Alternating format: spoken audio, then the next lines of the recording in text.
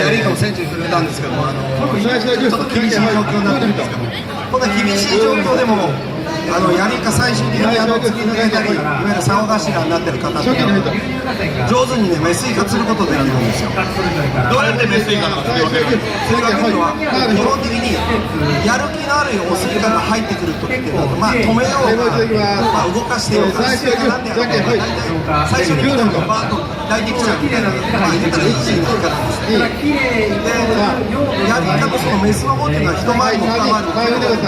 ボディが小さいので、当たりが非常に小さい。当然当たりが小さいんですけれども、誘いに関しては結構敏感で、どうしても今やっぱり僕は船乗って皆さん釣りしてるのを見ると、止めて当たりを待ってることが結構多いんですよ。誘うだけこう誘ってみて、で